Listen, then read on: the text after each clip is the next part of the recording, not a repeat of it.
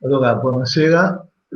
L'altra volta abbiamo accennato, anzi approfondito un pochettino, il rapporto dei Longobardi con i Benedettini. Questo rapporto non è solo dei Longobardi, ma è anche di un altro popolo di cui parleremo stasera, che è in relazione con i Longobardi, vale a dire i Franchi.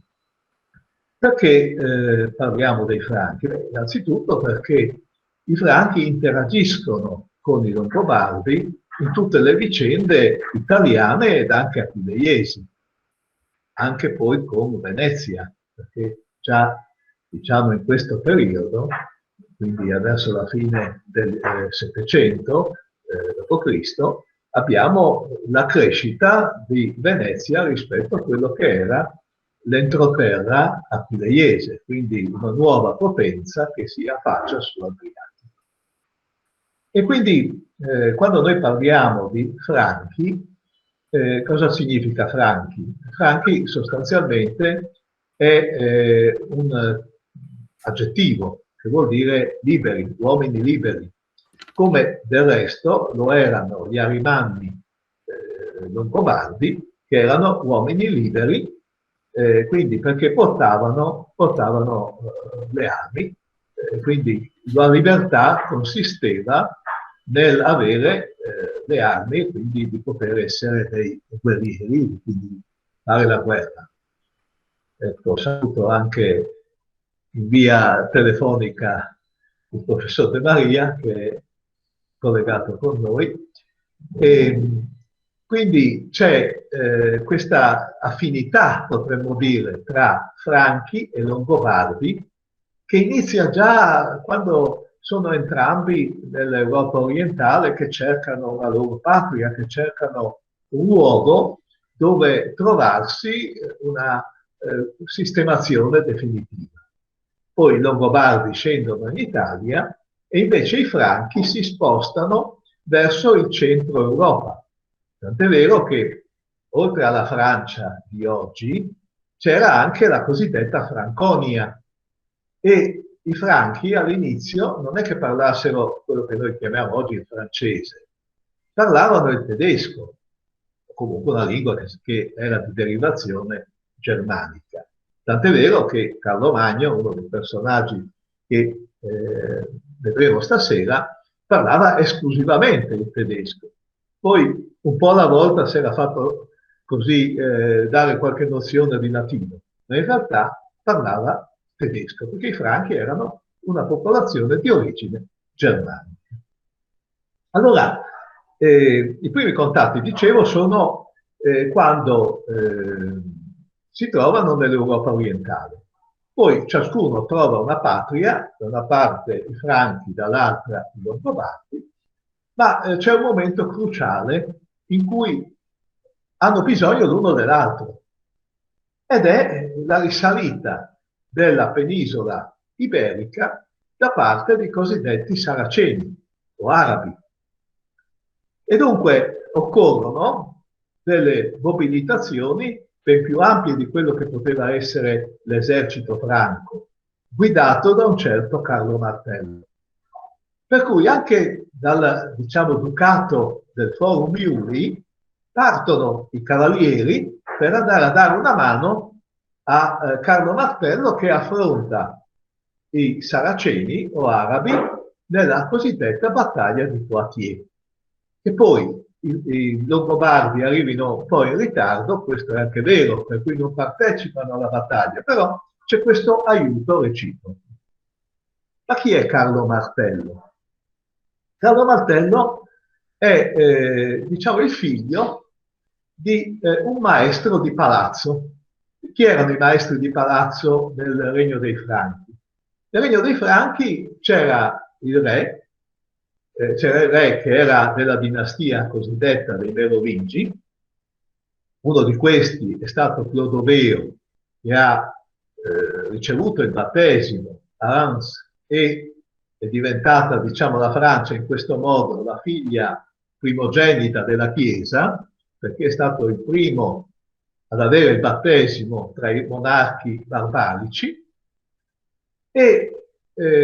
Carlo Martello è appunto il figlio di un maestro di palazzo che erano praticamente quelli che gestivano il potere dei Franchi. Pipino di Herstal si chiamava questo maestro di palazzo.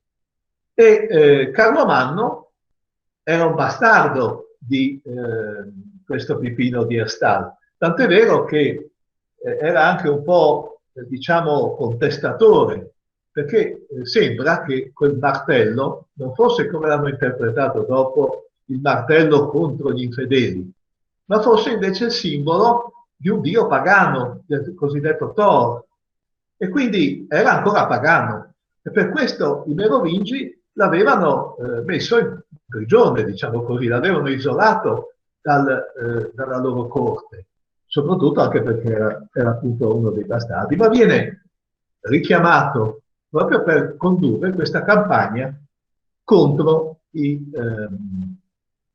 Saraceni. Da qui parte, da Carlo Martello, poi suo figlio Pipino deciderà di non lasciare più il regno ai Merovingi, chiamati anche re fannulloni, ma di prendere da sé la monarchia. E in questo arriva proprio un altro legame importante per la tribù dei Franchi, che è quello del papato, perché detronizzare un re cristiano, soprattutto il primogenito della Chiesa, non era facile da parte di un sottoposto, ma c'è stata proprio l'alleanza tra Pipino e il papato. Perché? Sono sempre causa i Longobardi. Perché in questo periodo in cui c'è questa alleanza, c'è re dei Longobardi, c'è Astolfo.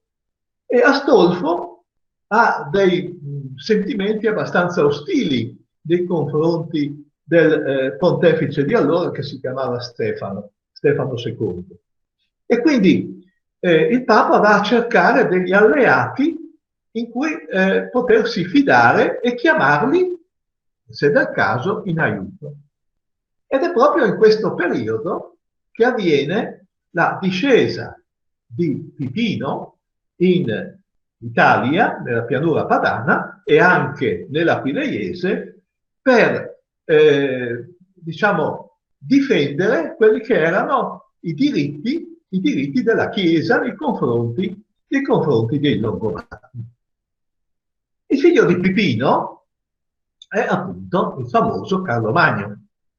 Carlo Magno che, chiamato Magno perché era il grande il quale ha come intendimento proprio avere una monarchia europea. Tant'è vero che per prima cosa si muove verso quelli che erano cosiddetti aquitani, cioè la Francia del sud-ovest, e lì compie le sue prime esperienze belliche, quindi conquista per i Franchi anche l'Aquitania, dove c'è oggi Bordeaux, per esempio. E poi si imbarca anche in un tentativo di passare i Pirenei per conquistare anche il Paese Basco e quella che è la Spagna del nord di oggi. Se no che i baschi, che anche oggi sono piuttosto coriacei, sono piuttosto bellicosi, tant'è vero che a suon di bombe, no? Hanno ottenuto l'autonomia nell'ambito del regno di Spagna, lo hanno fermato nella famosa battaglia di Roncisvalle. Roncisvalle sui Pirenei, dove muore il famoso paladino Orlando, e questa storia poi diventerà una storia che viene raccontata in tutta Europa, quindi le gesta dei paladini. Che cosa significa paladino? Significa che un conte, quindi un comites, un amico, un compagno del re del palazzo. Quindi paladino significa proprio questo, che è un cavaliere, che è un nobile che vive, che è dalla parte del re nel palazzo. Così i conti di Gorizia, per esempio, erano principi palatini, perché avevano appunto questo legame diretto con il re. Quindi Carlo Magno in queste battaglie, pur avendole perdute con i Baschi, diventa un eroe di leggenda, perché la sua propaganda era molto intelligente all'epoca, cioè affidava il racconto delle sue gesta ai cosiddetti menestrelli, i quali giravano tutta l'Europa e raccontavano le storie di Orlando, del re, no? e del suo eroismo e del combattimento per la fede contro i nemici. E questo era il primo modo per crearsi una buona fama in Europa, proprio per avere l'ambizione di conquistare un grande regno in Europa. E dopo aver combattuto contro gli Aquitani e sfortunatamente contro i Baschi, quindi non discende più oltre i Pirenei, si rivolge verso quello che viene chiamato l'Ost, cioè l'Est, quindi la Germania.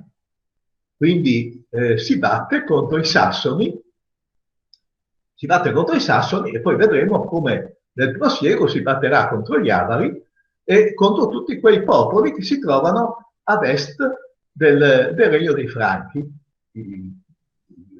tutti i Borgognoni e via dicendo, in modo da fermare, appunto, di affermare la signoria dei Franchi dell'Europa.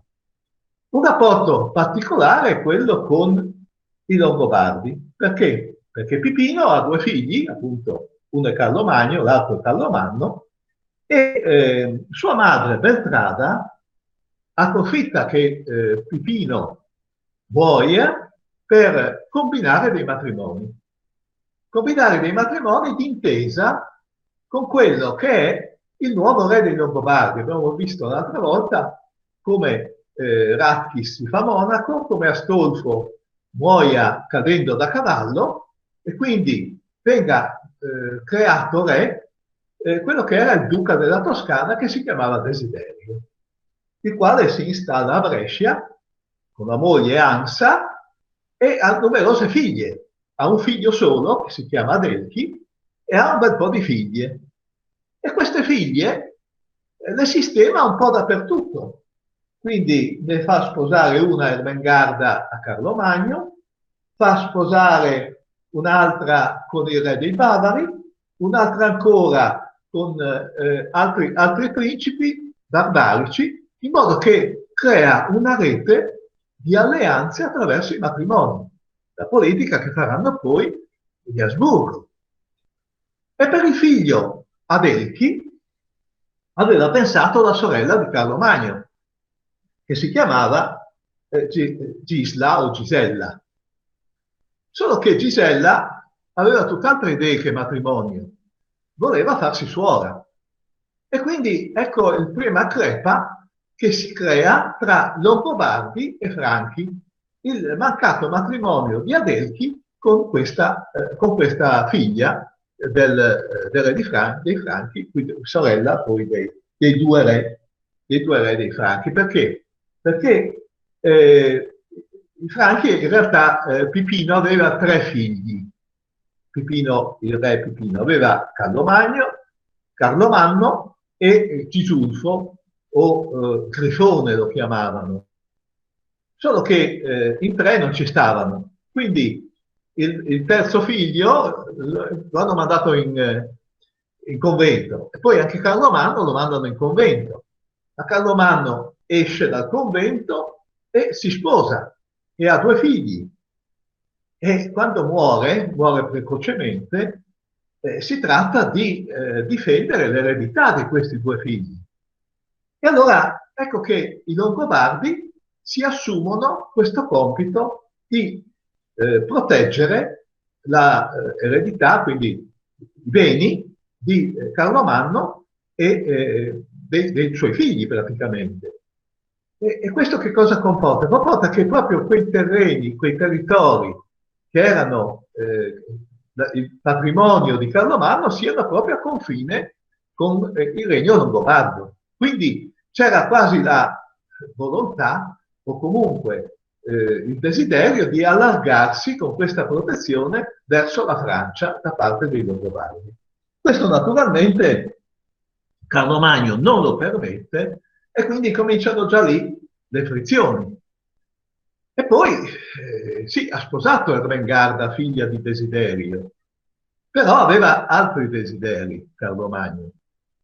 Carlo Magno si innamora di una tredicenne, Hildegarda, e chiaramente la sua voglia poi è di ripudiare Ermengarda, al di là di quello che poi racconta il Manzoni, ripudiare Ermengarda per questa tredicenne.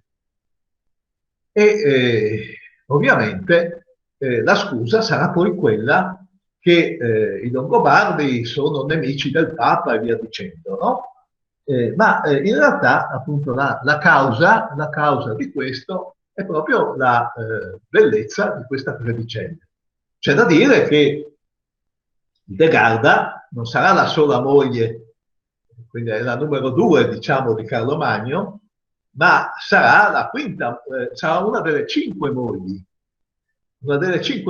di questo re cristianissimo, ovviamente, e sarà anche, poi il primo figlio di Carlo Magno non sarà figlio di queste 5 mogli, ma sarà figlio di una amante, diciamo così, che mette al mondo uno che il primo pipino, diciamo così, è il gobbo perché aveva una deformazione fisica e viene affidato alla educazione di San Guglielmo di Tours. Quindi c'è legame tra Chiesa, Benedettini e regno dei Franchi. Ma Carlo Magno soprattutto ha un desiderio appunto di rendersi, di mettersi al servizio del Papa. E i papi cercano di approfittarne. Solo un momento c'è di incertezza in questa alleanza, quando appunto nella protezione dei figli di Carlo Magno, che si era fatto monaco, poi si era uscito, eccetera, anche il Papa ci mette il naso, perché anche il Papa aveva desiderio di avere una porzione di quel territorio che apparteneva appunto a questo fratello di Carlo Magno. Quindi per un momento Longobardi e Papa sono alleati contro i Franchi, contro Carlo Magno.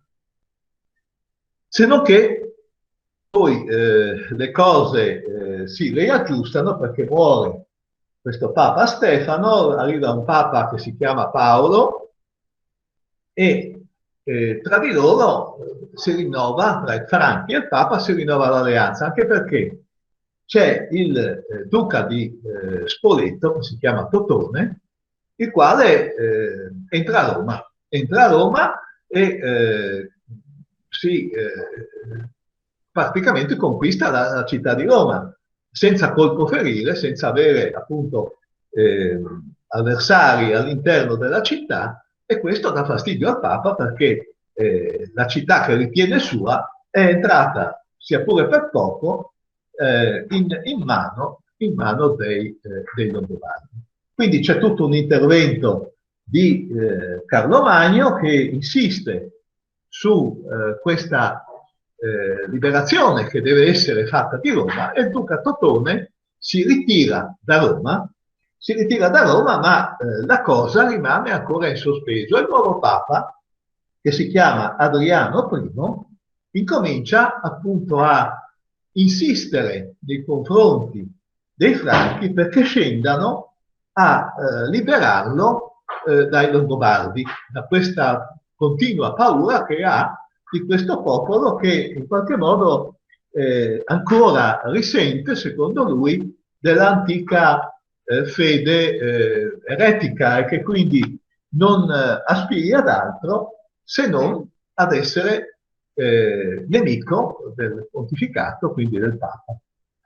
E a quel punto Carlo Magno discende a Roma e siamo nel 784.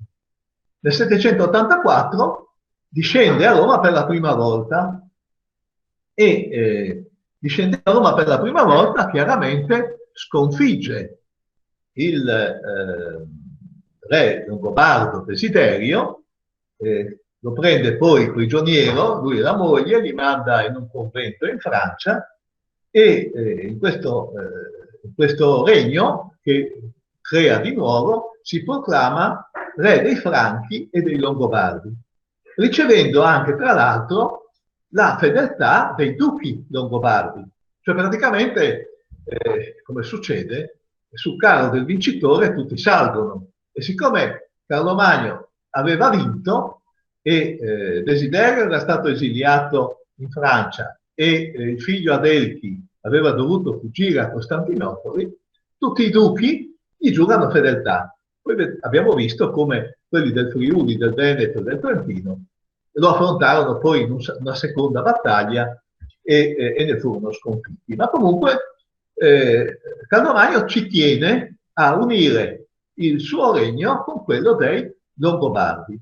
E nell'anno 784, quando scende in Italia per la prima volta, che cosa fa? Cerca di conquistarsi non solo le terre dei Longobardi, ma anche quelle che erano dell'impero bizantino. Quindi cerca di entrare in Ravenna e poi anche di conquistarsi la costa, chiamiamola oggi friulana, dove c'è Aquileia, Grado e le isole appunto della laguna.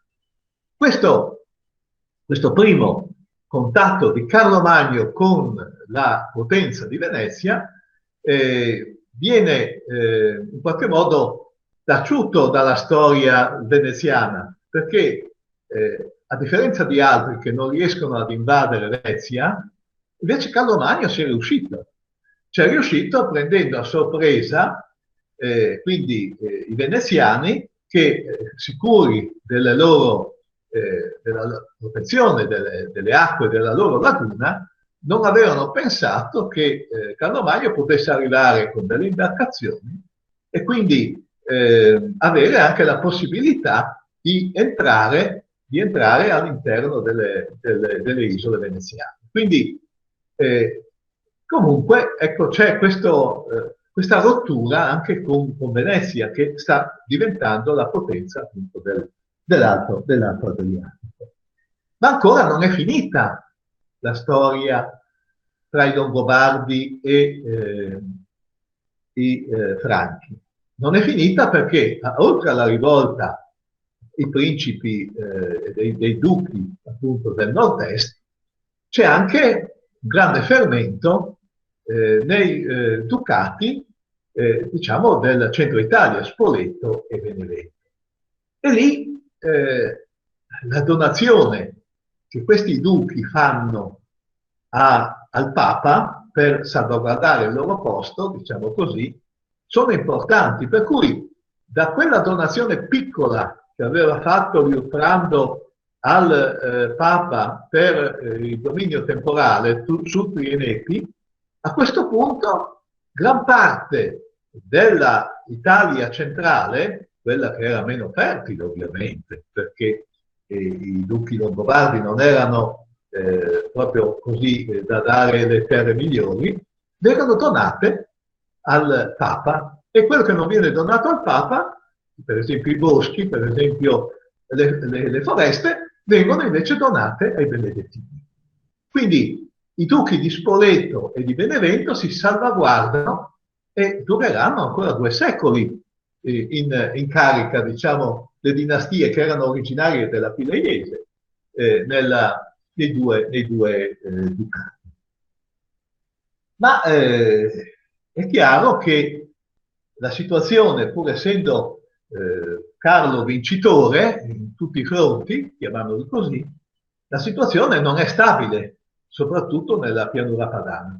Ecco perché c'è una nuova discesa nell'Ottocento da parte di Carlo, il quale arriva a Roma dove c'è Papa Leone III, che lo consacra imperatore, discendente degli imperatori romani. Quindi c'è questa notte di Natale famosa, dove Carlo, inginocchiato sulla tomba degli Apostoli, riceve appunto questa nomina a Carlo Glorioso, vita e vittoria e via dicendo.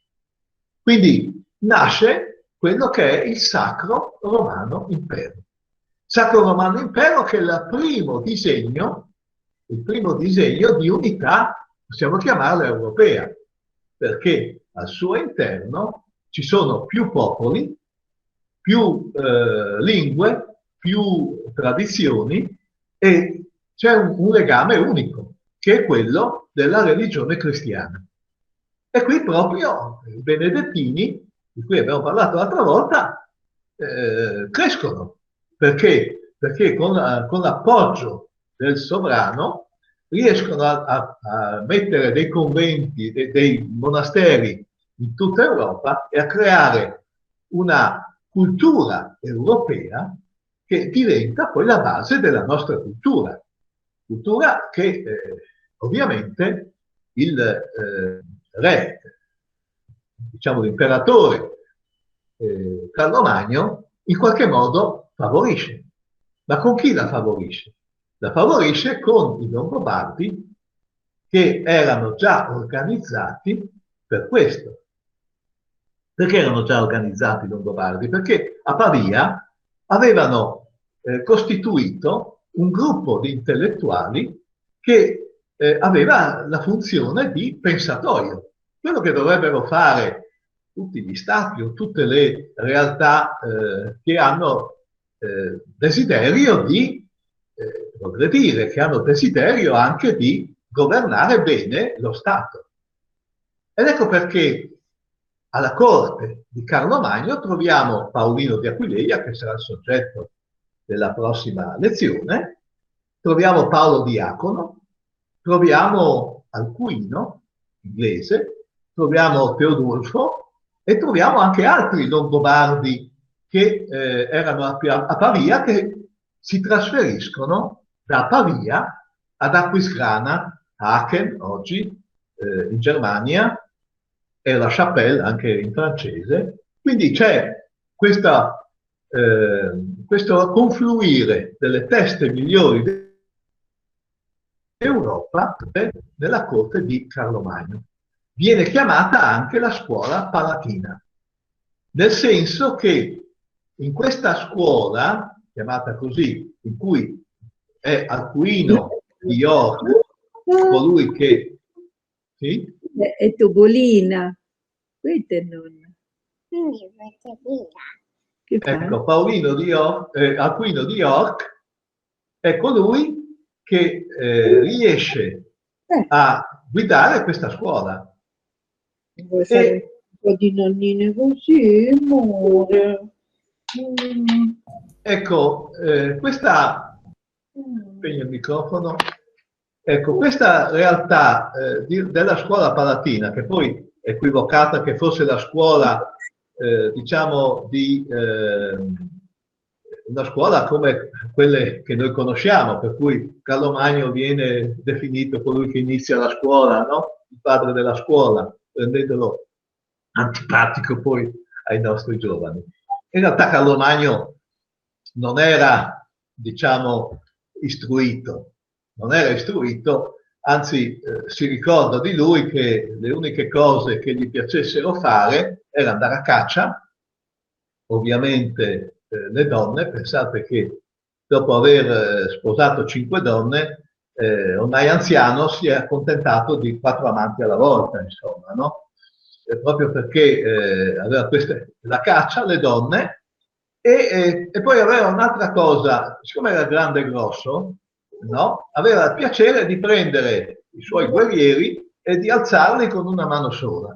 Per dire, ecco... No, a Zurigo c'è una statua enorme di Carlo Magno. Sì, è vero. Quasi 2 metri. Perché era grande, Sì. Era grande anche fisicamente, però era anche molto ignorante.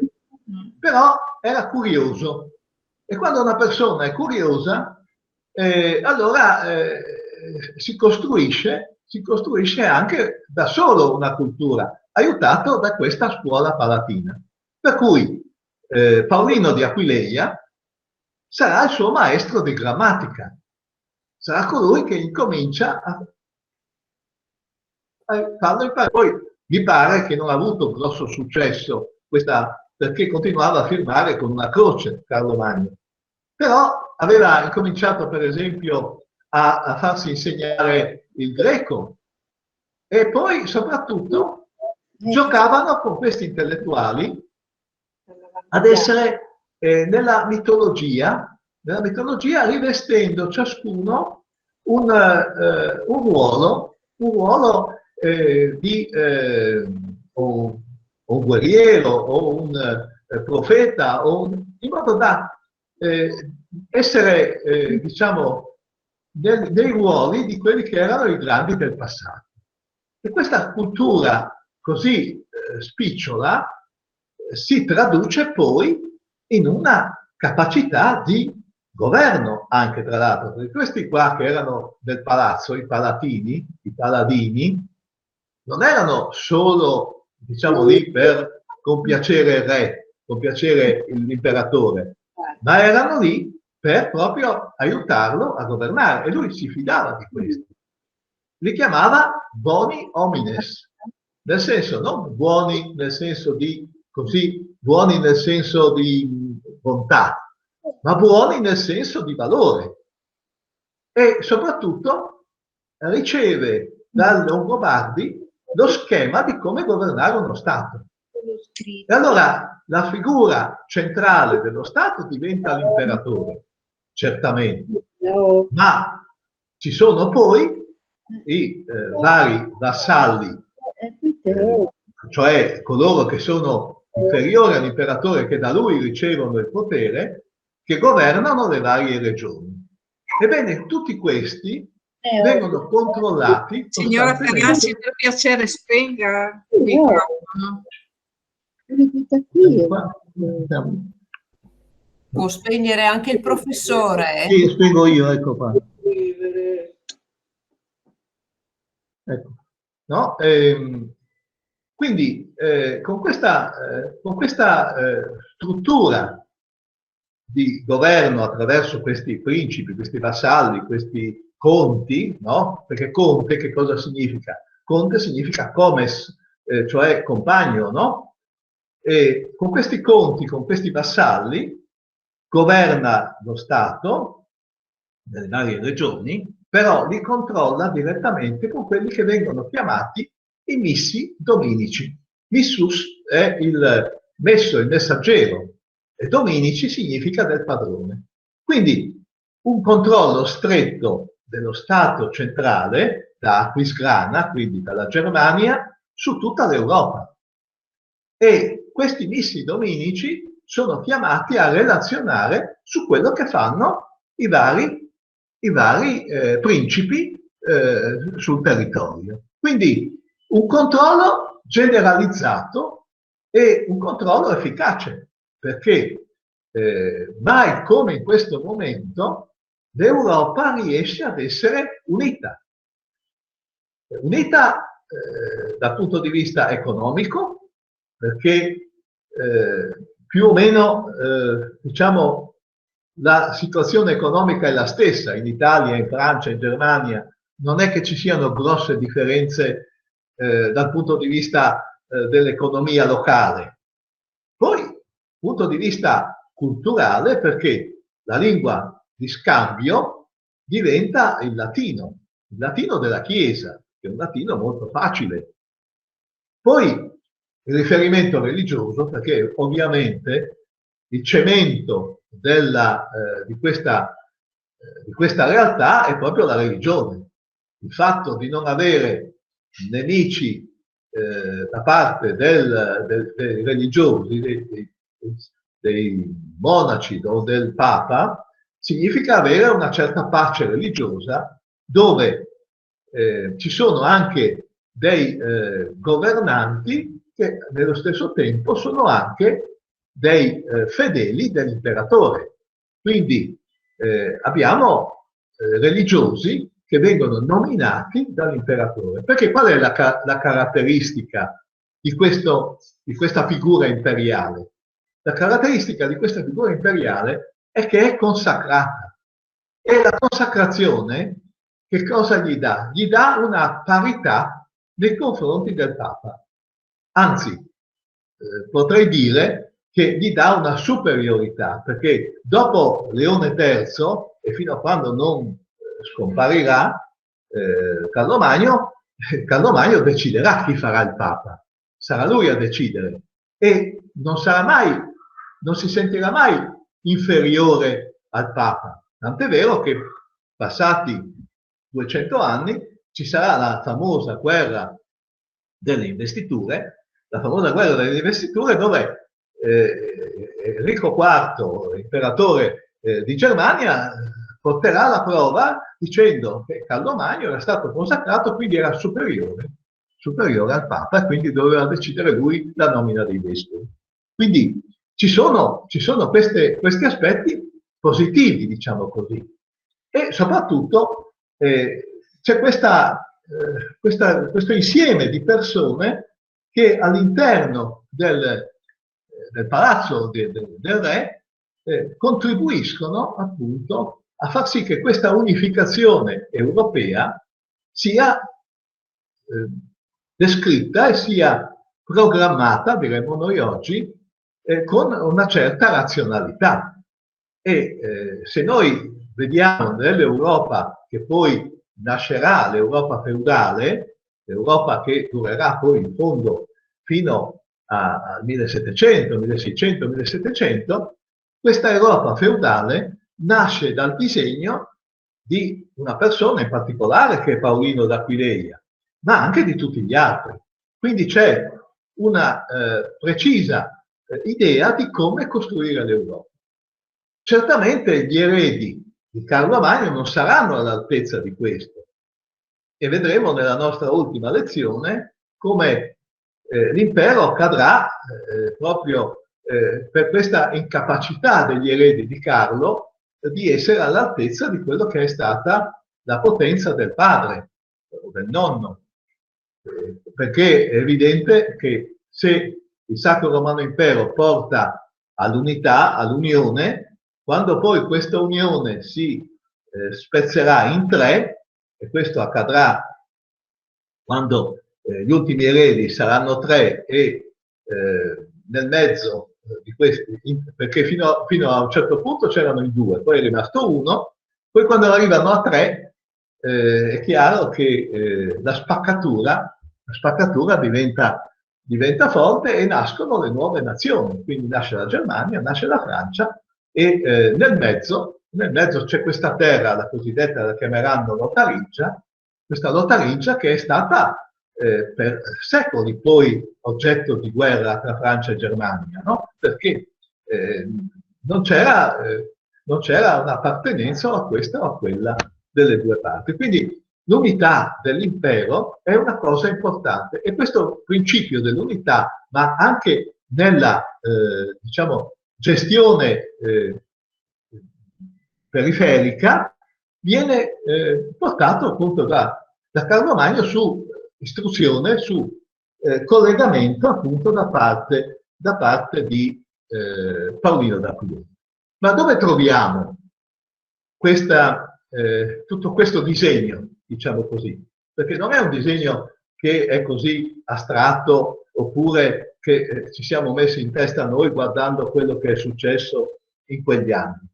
Questo disegno è bello scritto in quello che sono i cosiddetti capitolari. Capitolari che sono un insieme di capitoli, chiamiamoli così, quindi di leggi, quindi di brevi normative, che riguardano un po' tutto. Quello che è il governo per esempio, delle città.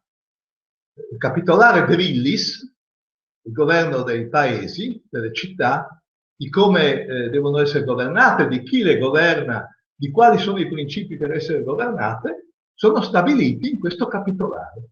Altri capitolari riguardano l'economia, altri capitolari riguardano la condotta della guerra, quindi c'è un corpus di scritti che ci descrivono perfettamente qual è il disegno dell'impero sacro romano che Carlo Magno vuole instaurare. E non solo questo, ma anche vediamo come cerca di essere la tutela, lui, Franco, dei diritti, per esempio, dei Longobardi. Mentre per quello che riguarda, per esempio, gli Alamanni, oppure i Sassoni o gli Avari, come vedremo, li costringe non solo ad essere convertiti, ma li costringe ad una servitù.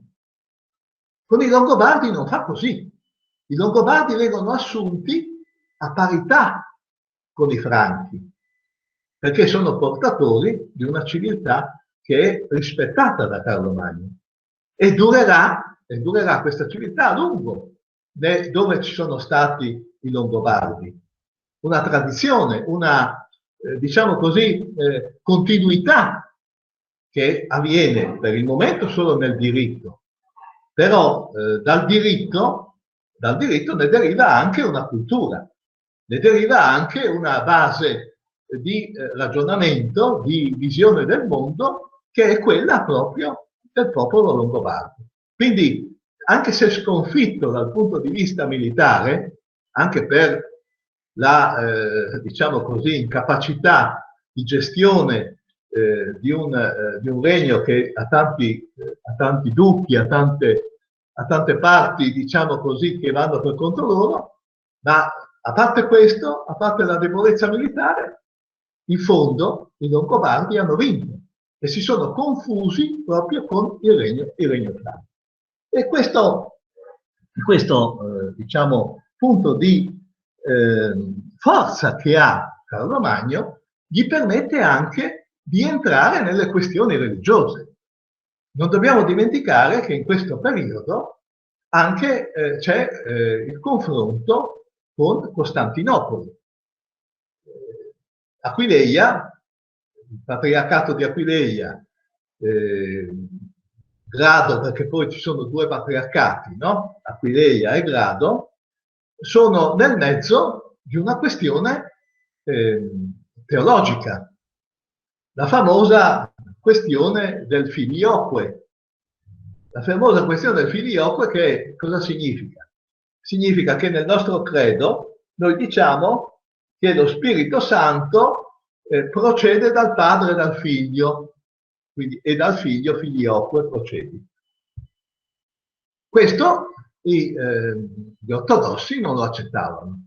Ma come succedeva a quel tempo, le questioni religiose diventavano questioni politiche, perché il fatto che la Chiesa occidentale, quindi quella protetta da Carlo Magno, non accettasse questo filioque e invece quella ortodossa, protetta dall'imperatore di Costantinopoli, non lo accettasse, c'è stato un grosso conflitto che mette in discussione lo stesso potere di Carlo Magno rispetto a quello che era l'impero romano, perché una certa, diciamo, legittimazione del chiamarsi impero doveva venire da Costantinopoli. L'avevano fatto i Longobardi, l'avevano fatto ancora prima Teodorico e tutti i barbari che erano venuti a regnare in Italia, e lo voleva fare anche Carlo Magno, ma proprio questa questione teologica, che sostiene poi anche Paolino di Aquileia, come vedremo, Carlo Magno si trova in difficoltà nei confronti dell'impero di Costantinopoli. Però a quel punto interviene il Papa. Interviene il Papa e che cosa lo nomina? Lo nomina con qualcosa che non è né imperatore, né re, né altro titolo, diciamo, laico, che noi possiamo immaginare, ma lo nomina Patrizio Romano. nel senso che gli dà la cittadinanza romana. A Roma c'erano i patrizi e i plebei dell'antichità, no? E i patrizi erano cosiddetti quelli che sedevano nelle grandi istituzioni, nel Senato, erano, diciamo, la nobiltà romana, no? Quindi gli dà una nobiltà che è quella propria della Roma antica. Ecco perché allora, all'interno di questa visione della Roma antica, nasce proprio l'impero che si chiamerà sacro, perché è consacrato, e romano, perché proprio prende la sua radice, la sua fonte da Roma. E venendo ad Aquileia, venendo giù dalla Francia, diciamo, passando per Aquileia, nella accezione che poi Carlo ha di questa civiltà aquileiese che hanno ereditato i Longobardi, c'è questo passaggio, appunto, questo passaggio che assume anche l'eredità aquileiese, che era un'eredità, anche questa, di tipo romano, quindi derivava dalla gestione, diciamo, precedente, che era quella dei bizantini, che avevano consacrato, diciamo così, il patriarca che era a grado con l'autorità, appunto, dell'impero romano. Quindi un legame che aveva anche questa cultura e questa immagine della romanità. Per cui davvero, ecco, tra i Longobardi e i Franchi c'è un salto di qualità, ma anche un salto di qualità fatto assieme, cioè non si passa da una civiltà barbarica, diciamo così, quella longobarda, a una civiltà più elevata, ma è un passo fatto assieme, seguito appunto dalla Chiesa, seguito dagli intellettuali, soprattutto di origine longobarda, e proprio nella volontà che ha Carlo Magno anche di salvaguardare quella che è l'integralità del messaggio di San Benedetto, per esempio, fa sì che ci sia una riforma dei monasteri in Europa, per cui Benedetto di Anian, che è un altro Benedetto, ma è un monaco benedettino, spoglierà, diciamo così, ulteriormente i vari monasteri di quelle che sono le preoccupazioni mondane, per dare loro invece una più intensa vita spirituale secondo quello che era il modello dei monaci, diciamo, di origine longobarda tipo Ratzius. Quindi una intensa anche religiosità, al di là di quelle che erano le forme, al di là di quello che era anche il costume del Carlo Magno, insomma. Quindi veramente una crescita europea che nasce appunto dalla radice, e vediamo perché aquileiese la prossima volta, perché appunto quando Carlo Magno invecchia, e che quindi si dedica solo alle 4 amanti che aveva in carico, diciamo così, prende questi signori che aveva alla corte e li manda ciascuno da qualche parte, e prenderà Paolino di Aquileia, lo prenderà e lo manderà a fare il patriarca d'Aquileia. Era nato a Premariaco, lo manderà ad Aquileia.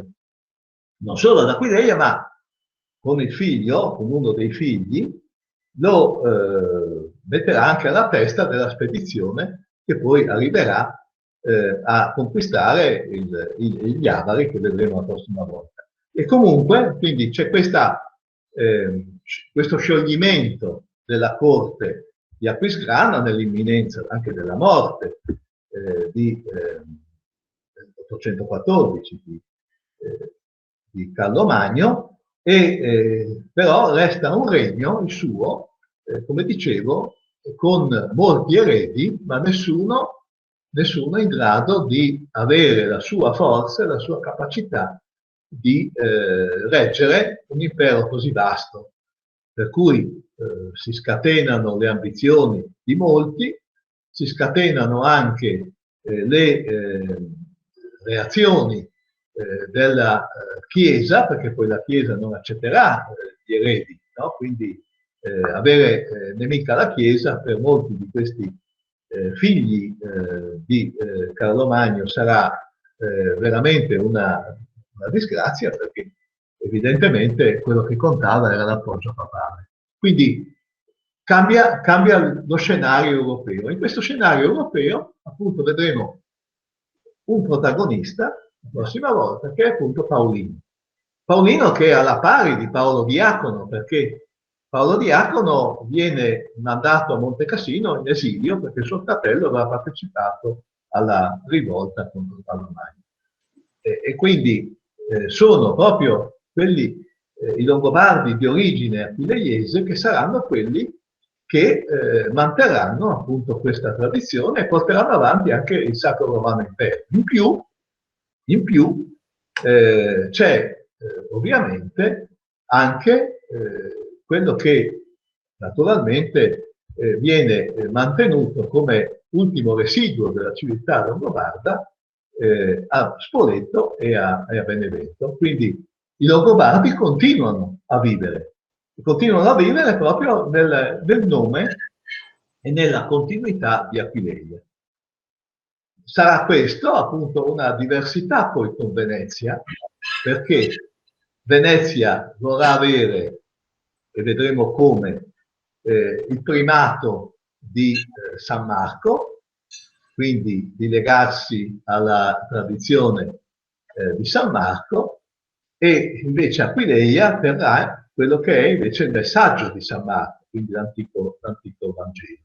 E vedremo come queste cose si manifesteranno proprio dopo che ci sono state le varie fasi della separazione tra i due patriarcati, tra Aquileia e Grado, e la prossima volta vedremo appunto come ulteriore passo si andrà da Grado a Venezia, e Venezia incomincerà appunto a sostituirsi a quella che è la civiltà aquileiese, per arrivare poi al 1420, quando addirittura conquisterà il territorio del patriarcato di Aquileia.